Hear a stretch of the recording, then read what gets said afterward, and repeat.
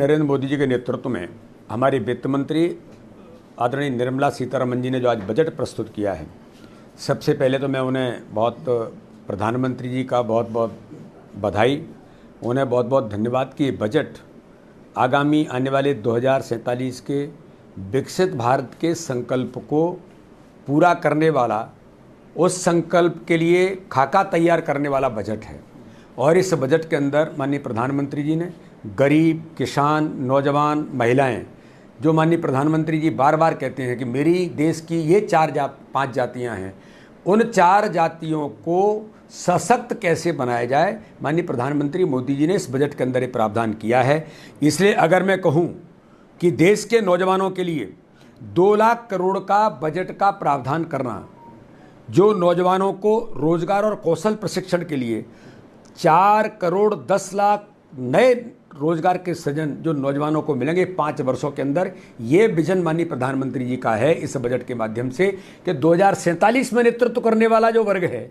वो आज का युवा वर्ग है जो 17-18 साल का है, ये कल जाकर के देश का नेतृत्व करेगा। उससे सशक्त तैयार करना, स्किल डेवलपमेंट के लिए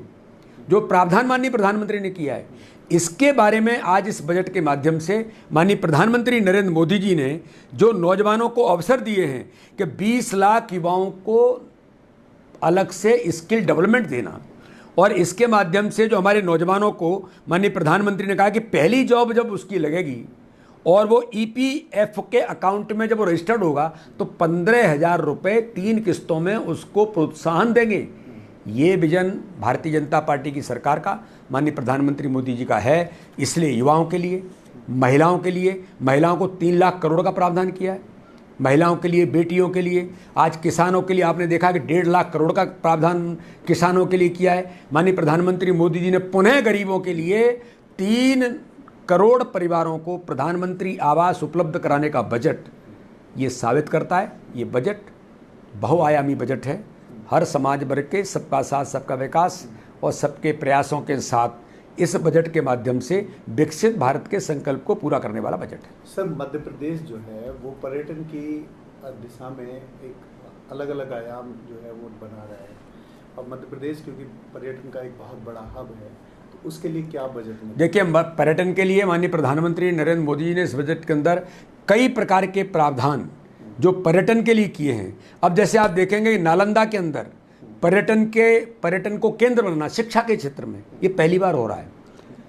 इको टूरिज्म होता है, मेडिको टूरिज्म की भी बात चली, उसके भी कई प्रकार के प्रयास चले हैं, लेकिन शिक्षा के क्षेत्र में नालंदा जैसे विश्वविद्यालय को जो माननीय प्रधानमंत्री जी ने आज देश के अंदर जो हमारा गौरव है उसको एक टूरिज्म के तौर पर डेवलप करना, और टूरिज्म के लिए अलग से जो प्रावधान किए हैं ये हमारे लिए बहुत महत्वपूर्ण है। और चाहे हमारे मध्य प्रदेश के अंदर टूरिज्म का क्षेत्र हो, और मैं तो कहता हूं कि मध्य प्रदेश में डायमंड, जो एशिया का सबसे अच्छा डायमंड कहीं निकलता है तो पन्ना के अंदर निकलता है, उस पन्ना के डायमंड,